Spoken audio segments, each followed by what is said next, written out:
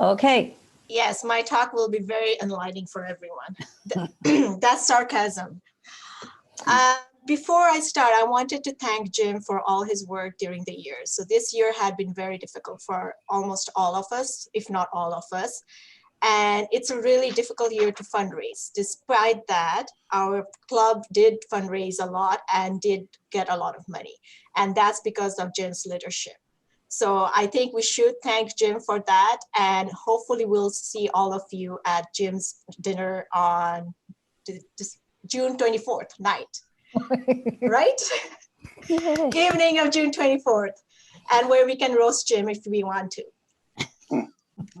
So I'm going to start off by naming the board members, and then I will give you my speech. So our vice president is Helmer, and our secretary is Virginia. Our treasurer is, no surprise, Jeff. And our directors are Pauline, Aaron, Joe, and Leslie. So with respect to the committee chairs, we have some committee chairs already approved. One is for PR, we have Leslie, who has agreed to continue on for one more year. And we have for membership, Karen. Where's Karen? Yeah. Oh, there she is.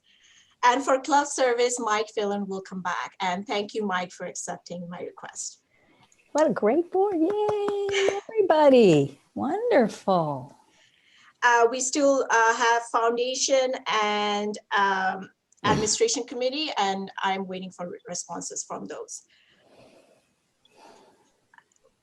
So for this coming year, I will be sharing a lot of my responsibilities with Helmer, and whether he likes it or not, he will be sharing those responsibilities. And that is something I will discuss with Helmer directly.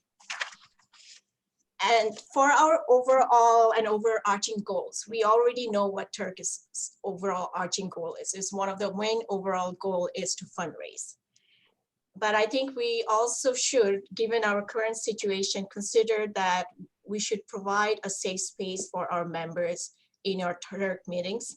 And the reason is that almost all of us, including myself, have lost or have lost family members or are part of themselves during this last year, during the pandemic or years before that. And the Turk can provide one of the safest places for us to have fellowship meetings, to have a safe space to talk about our feelings, talk about what we need and what we want to do. If anyone wants to talk about themselves or bitch about life, you can always come to me. The reason I am a very good estates lawyer is not because I'm a very good lawyer, but because I'm a very good listener. And a significant part of my life as a lawyer is spent on talking with people about their life. So feel free, my doors are always open. Feel free to talk to me if you need to talk to me. If you are confused about Turk and want to know more about Turk and its history or its regulations, all those things, feel free to talk to Mike Phelan, because I am not the one who knows most about that. He is the historian of our club. Those are the overarching goals. And from that, you can see that I will be paying a lot of more attention to membership committee in terms of maintaining our members, maintaining the well-being and interest of our members, because Zoom meetings are not the best. It is very efficient in the sense. Are you going out? No. Sorry. There. Okay, got it. You're good. Zoom meetings are not the best way to have a personalized meeting, and I think we may be losing or in the process of losing a lot of interest. And as you know, I have been away for a few months for personal reasons, and one of the reasons was I was losing interest. So I will pay special attention to the membership committee, trying to see that our members are on board with the whole Turk, our goals. Now coming to specific focus. I have 3 main specific focus, which I hope will work. If it doesn't, that's not a big deal. The first focus is I want to focus on education, mostly education in terms of funding projects with respect to education. And this is a no-brainer from my perspective. And I usually do not talk about my personal life or what I have accomplished, but I'm going to do this as a sort of a way to make a point.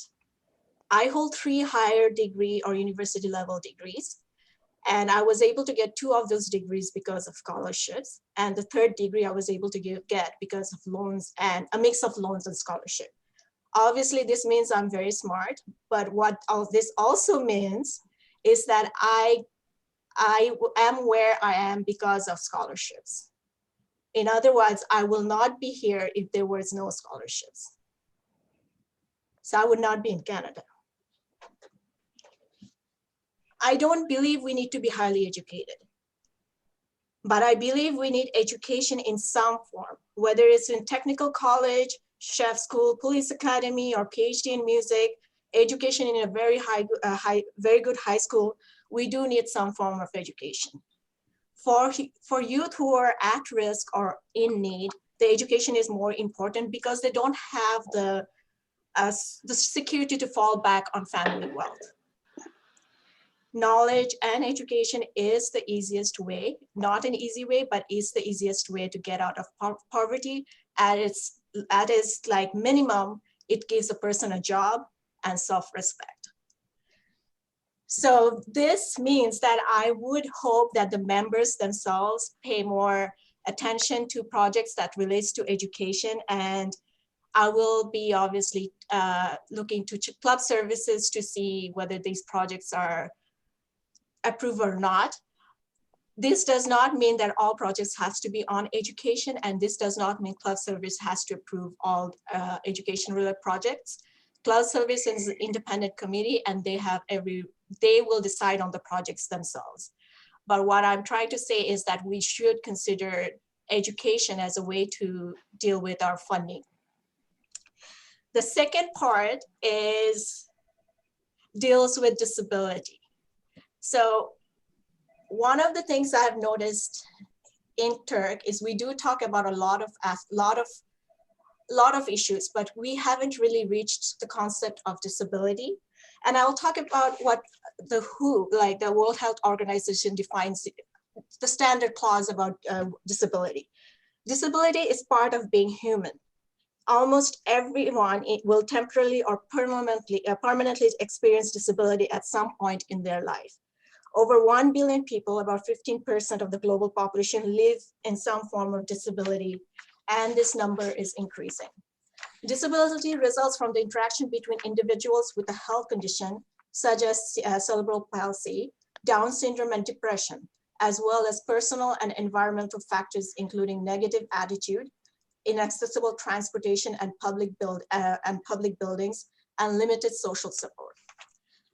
I think most of us are most aware of disability in the form of physical and mental health disabilities when people are aging population, our parents, our grandparents, for example, but disability is not just that. Disabilities are also other forms of disabilities. So I hope that the admin committee or any other committee can put forward more speakers about disabilities in Ontario, as well as in other parts of the world.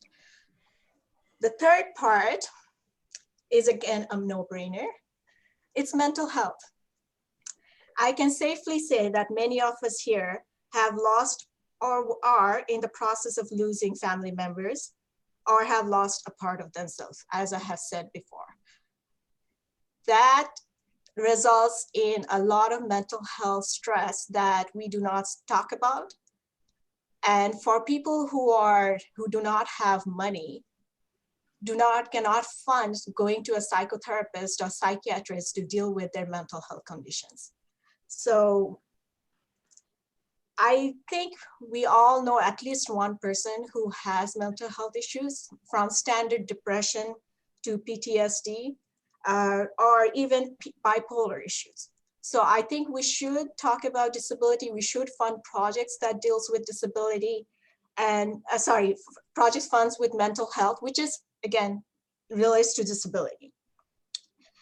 So it would be great if the admin committee and pods consider speakers that can present on mental health. The membership committee should also pay attention to our current members and their family as well. So that's my 3 focus. As I said, I do not think that there's no goal to reach. It's just, it's an intention to be more focused on what type of speeches or what type of presentations or what type of fundings we move forward with. That's it. Any questions? No? Was it that boring?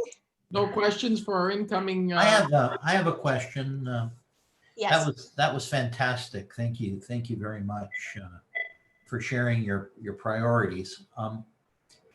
Do you sense that the direction you want to take is on all 3 fronts specific to a Toronto East community perspective? I personally prefer community-based work. So yes, from a Toronto East perspective, but that should not stop it should not stop others from reaching out to other communities. And in terms of education, I think people have this concept that other developing countries need help with education, they need schools, which is true.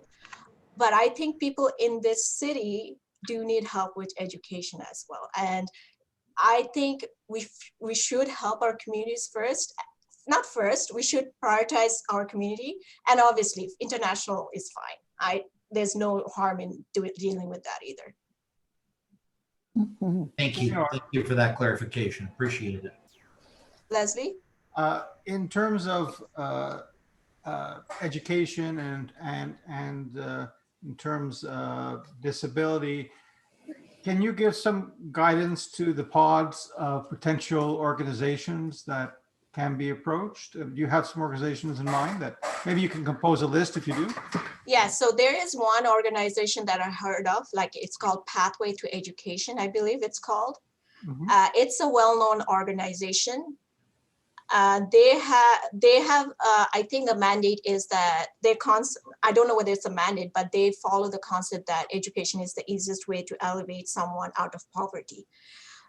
So yes, Pathway. There's CAMH, and CAMH is a hospital, obviously gets a lot of funding, but no one pays much attention to mental health, so it doesn't get a lot of funding compared to sick kids. Unfortunately, that's what it is. So CAMH would be a good place to reach out to. Do you think that that we should focus more on smaller organizations that make a difference? That like these big organizations, we're a drop, like what we can contribute is like a drop in the bucket. It Yes. doesn't make a big difference to them, but I'm just thinking more grassroots type of groups Yes. would be better way to go. I don't have knowledge of any grassroots, but grassroots are always good. So as Stephen's, it's also a response to Stephen's question. Yes, if it's community-based, that's the best option because those are usually more forgotten because they don't get the funding. The smaller organizations have to be very attractive to get funding, and most of the time they don't. And especially in mental health because it's such a taboo concept. But what I think we should also consider, even if the project is small, we can always consider district grants. Mike did remind me that district grants, our deadline is May 31st. So even if we don't get a district grant for this month, we can still apply for something for next year so that in the future we can have something ready to go. And the next year they can figure that out. So at least we can facilitate district grants. So even if the project is small, we can still have a lot of funding going towards that project. For an example of something I think where we do make a big difference from the way I understand it is Blake Boltby. It's Yes. a small grassroots organization that deals with youth in crisis and vulnerable communities, and they don't get funding from, I don't think they get funding from the government. Exactly. And we make a big difference there. So isn't that right? Yes. Sheila? Yes, the reason is when people say mental health, Mhm. there is a way to, so when it becomes clinical, people have to be diagnosed with those conditions. And a lot of people who do suffer from mental health cannot tick all the boxes. Mhm. So they might be generally depressed, but they cannot tick all the medical requirements of being a depressed person. But then they cannot get the help of having depression. So the smaller organization can help with that because they are grassroots. They are not thinking about whether someone has a labeled mental health label to them or not. They're more concerned about the whole physical and mental well-being of the person. So yes. Okay, great. So yeah, getting back to the pods, if any organizations that you're aware of, it might, as I said, if you could make a list and then send it to each Sure. pod, you consider for speakers. And Okay. Any other questions for Shaheynoor? Shaheynoor, a couple of years ago, I guess it's almost 3 years ago now, we held a mental health public forum, I guess, the town hall, where we had 4 different organizations come and talk about, their programs and how people could access them. I mean, it was our first attempt at doing anything like that. I mean, is that something that you think would be worthwhile for our club to participate in, or kind of try and organize where, sometimes people don't know where to go, and, maybe other ways that we can help promote mental health services in our area? Yes, that would be great. I think Karen spearheaded it 3 years ago. Yes. It was at the church. Yeah. Actually, at last club services, we also made a commitment, so it ties in nicely with what you've just said, Shaheynoor, to do another one. Yes. So we have to reach out to the 4 speakers from there, one of whom was Rod from Blake Wolpe, because they all said at the time that they thought it was very positive and that they would be willing to come back. So hopefully we can get something organized shortly, in the couple of months. And one thing I will tell you is that I have spoken to a lot of people who are clinically diagnosed with mental health issues. And at some point their psychiatrist or psychotherapist retired. And after that, it took them a year or so to get someone, because there is no available resources for these people, even though they are clinically considered a mental health, having a mental health disorder. So imagine the regular people who don't have a clinical mental health disorder. How are they going to have access to resources? So I think that's a great idea. That can be an outreach. If I could intrude here, I think that one of the things that's come to the surface as a result of this pandemic, as we come out of it, touch wood, relatively soon, the mental health issues associated with loneliness and isolation and so on are very real. And there's a lot of attention going to that. So maybe as we do something moving forward, we need to look at what resources are there for us as well as the community. And we're not just talking about community-based resources. There's much more emphasis on telephone support and web support resources as well.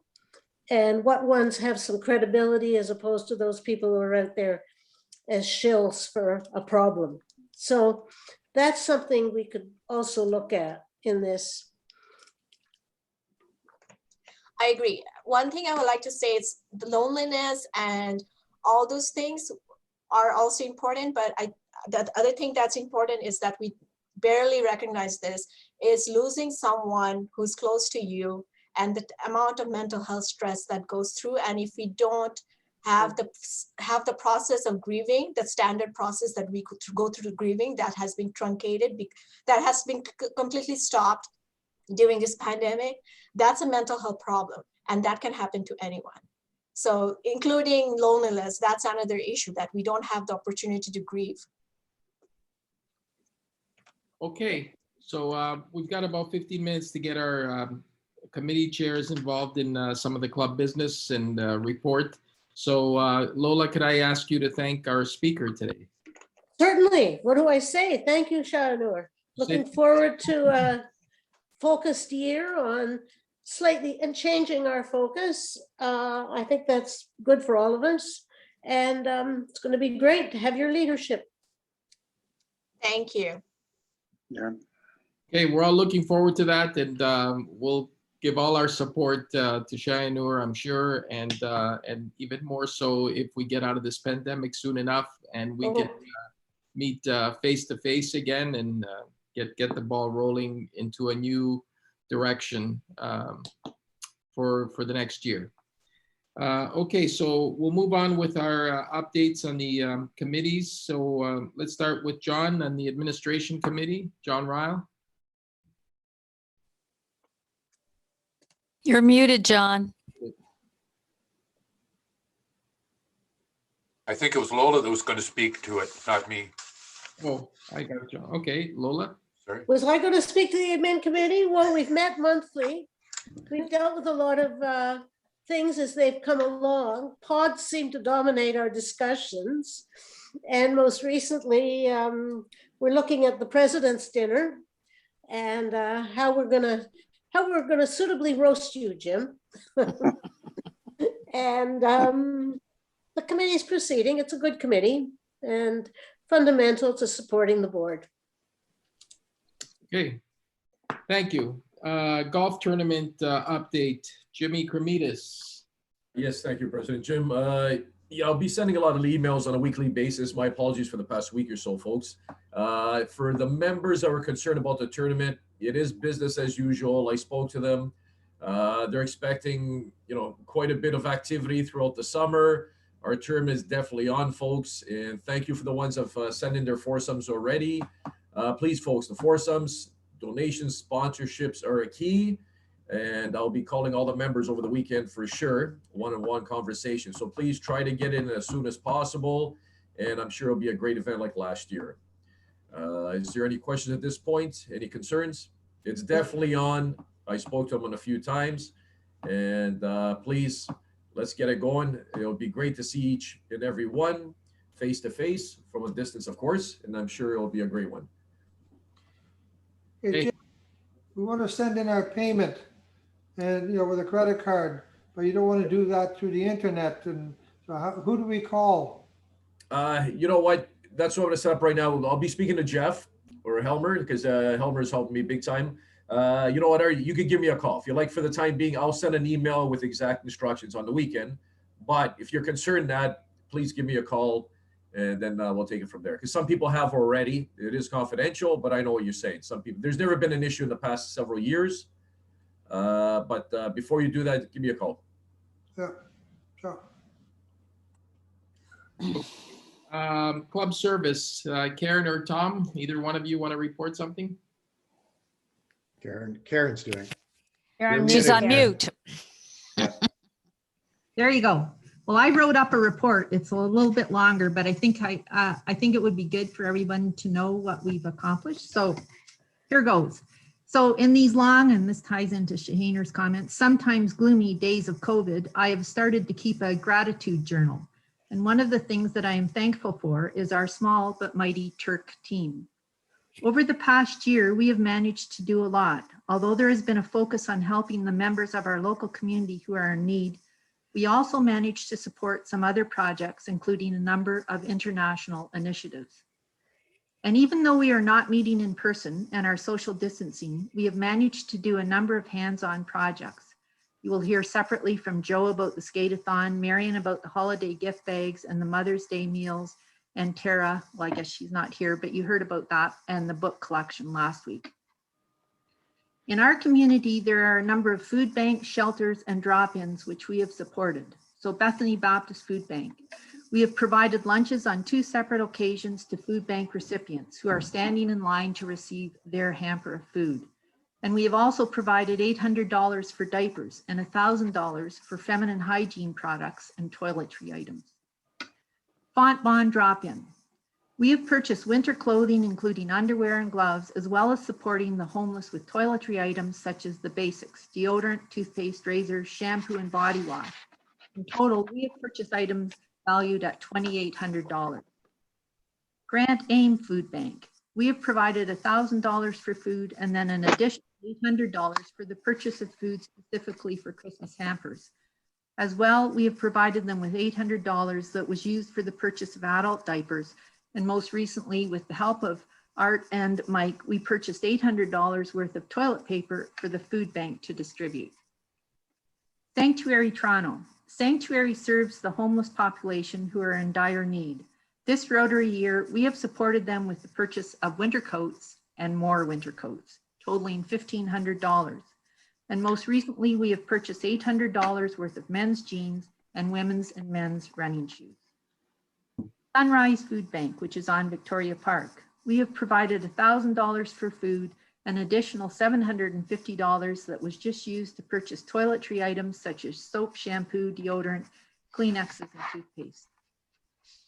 TNO, the neighborhood office in Thorncliffe. We have supported TNO with the donation of $800 for diapers, the purchase of $750 worth of bundle buggies to be used by the food bank recipients, the purchase of $200 of activity books for the children, and for Eid, we have just finishing purchasing over 125 gifts for the children of the food bank recipients, and that includes books, puzzles, toys, and activity books for $1,000.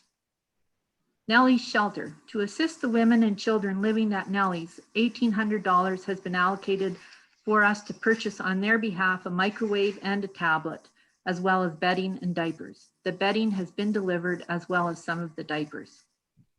St. James Cathedral Drop-In.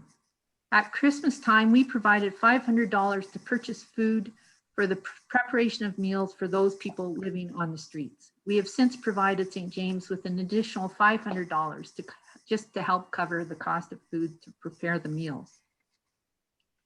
In addition to these community initiatives, we have given the following: $1,000 to Michael Guerin for the Laughter is the Best Medicine initiative, $1,000 to Sunnybrook veterans, $3,000 to Blake Boltby Youth Outreach Service, $2,500 to Boots on the Ground, $1,000 to the East York Strategy Youth Program, $1,000 to Facing History and Ourselves.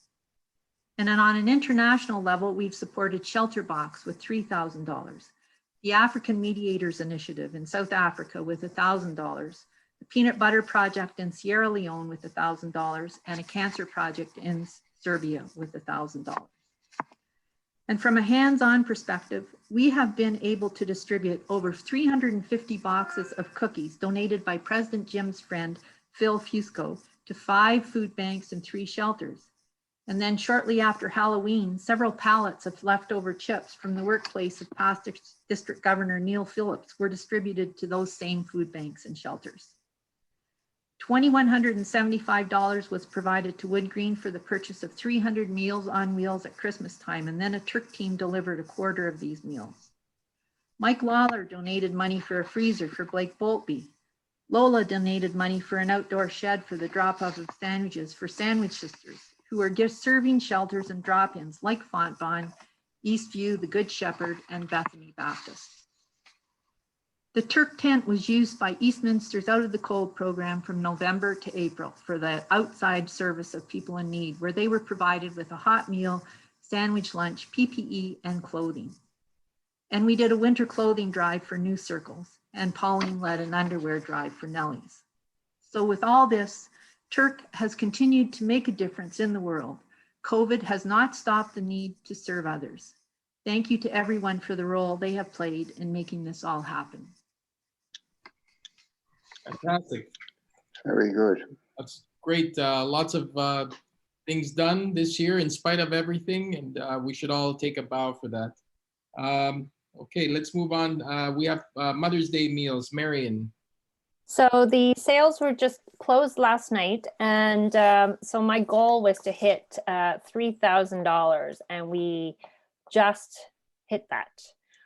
We had a total of $600 in donations, and the donations were included pretty much everything was touched on. Diapers, because we gave each of the purchasers the opportunity to choose where their money was going to go, and they chose to diapers, socks and underwear, toiletries, food.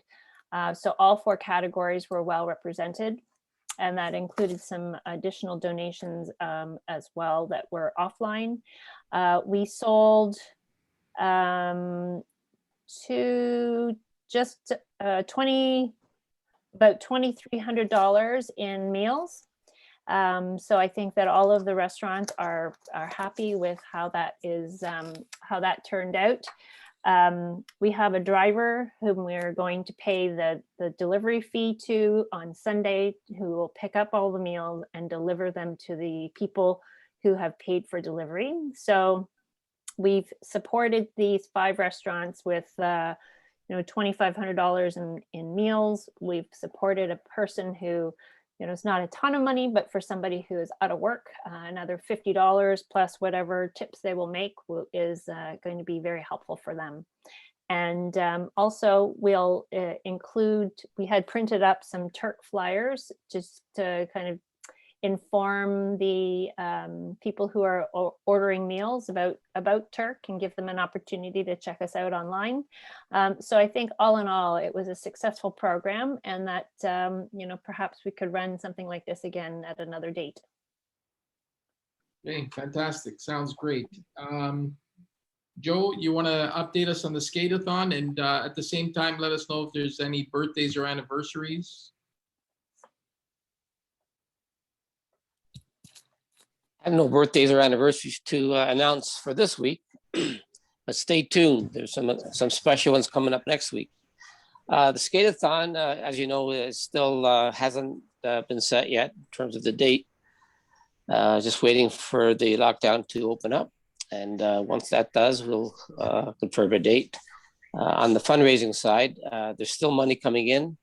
I've managed recently, as of yesterday, to get Lexus on the park to give us a sizable amount. Don't know how much yet, but they would like me to do a check presentation in their showroom. So I'll have my Toronto East Rotary Club shirt on, and hopefully we can promote them as promote ourselves. So we are going to exceed the amount that we initially were aiming for. So, I mean, it's just fantastic what we've been able to do in the last 4 years, Jim, and with your help and everybody else's help in this club who have participated in it. We've done a great job, and I hope it will save some lives. Thank you. It's fantastic. Sounds good. It's a joint effort. It's still accepting fundraising dollars for the skate-a-thon, and maybe this delaying of it because of the shutdown is going to help us raise more money for it. Okay, foundation, anything to report on that, Tom? Yeah, good news report. Our goal was $5,300. We raised $13,463. So that was split between the annual fund, where our goal was $3,800. We raised $7,900.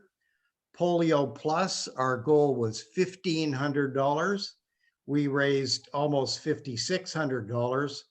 So our goal was a total of $5,300. We raised $13,463. Of that, about $8,900 was raised when we did our trek across Toronto, which was not only raising a lot of money, but we had a lot of fun. I mean, we had Guru and his wife there. I mean, we met up with Marion and Aaron there, and John was there, and Virginia. My dad and I and Edie did it. We had a great time. I'm going to recommend to the board that we try and do it again this fall. All the infrastructure is there. As long as I've got my sidekick accountant, Virginia, there, we'll be all set. But it was a great success and a lot of fun. That's my report. Fantastic. Okay, Virginia, anything on membership as we wrap up? We have Leslie too. Yeah, we have 2 wonderful new members that are, I think, going to be quite active. So I'm pleased. Not only that, they happen to be 2 female members. So no offense, guys, but we got to get this ratio up. And I'm going to, enough said, and I'm looking forward to working with Karen next year as I'm going to be, I won't go away from the membership committee, but boy, I'm happy to see somebody lead. Okay. All right, Leslie, PR, last but not least. So we've been an active committee meeting most months. Our focus is on creating awareness and promoting the events and the fundraising activities. I like to give a shout out to Benito for doing the layouts of all our ads. We work together on, I do the copy, he does the layout. This week we are started promoting the golf tournament with an ad on social media. There's also an ad in our webpage. I'd like to thank Bill for getting that set up. The form is also on the webpage where you can sign up for the golf tournament or sponsor. And you can use PayPal to pay for the golf registration. This week, we're also promoting every day this week, final push for the Mother's Day campaign with Monday, Tuesday, and Wednesday. We had ads running on social media. We had we had some paid advertising. I think we didn't spend a lot, like $25 that Bill arranged, promoting our ad on Facebook. I don't know if that brought in any more people, any more subscribers to the dinner, but we'll find out later on. And regularly run speaker ads on Monday and Wednesday on social media. The Skate-a-thon is promoted weekly, and to encourage, to educate, we have a speaker video that runs Thursdays. And currently it's my video. I'm waiting for someone else to make a video. I think Marion's working on that. And I'd like to give a shout out to all the committee members, to Bill, to Jeff Raymond, to Gabe, to President Jim, to Joe, to Marion, and to Steve. And I hope I invite all of them if they're able to join me again in the next year that starts in July. If they want to do it again, that'd be great, but we'll talk about that later. Okay, thank you, Leslie.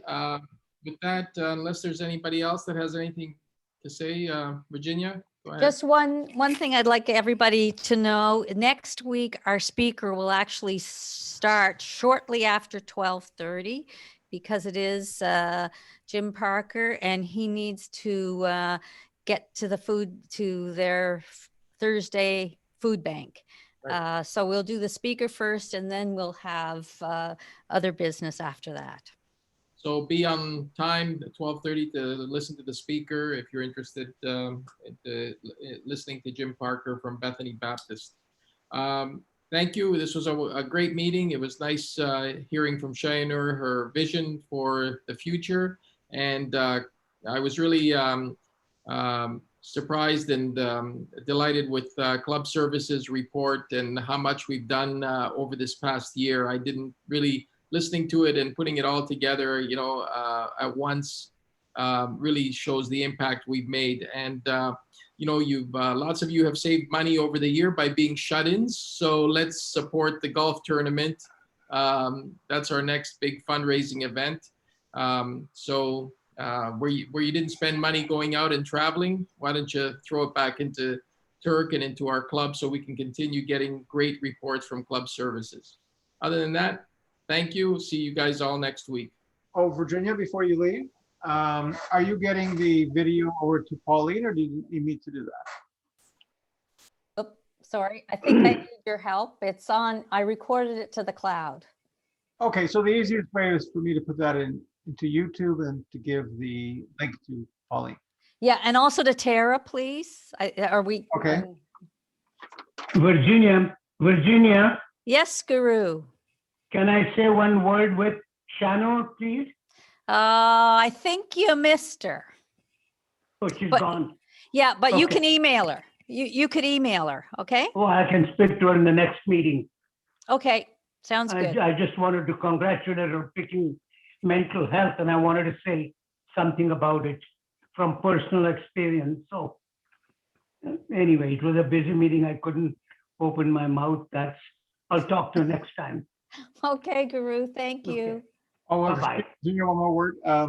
Do we have last week's meeting recorded as well? Someone was asking about that and I forget who now. Oh, no. No? Okay, That's why I needed all the reminders this week. okay. Thank you. And I appreciate reminders at any time. One final question. Next week's speaker, is he referred to as Reverend when I do the ad or? I haven't, you know what, we need to ask Karen that, but I haven't. I've not seen that anywhere. So, okay. although he is, I think, but I'm Okay. not sure. All righty. Okay. Thank you. Okay, bye. Bye. Thank you, Helmer. Elmer, thank you. Mike. Bye-bye. Bye, all. Bye, Mike, Elmer, Joe, and Guru, and Virginia. Thank you. Bye.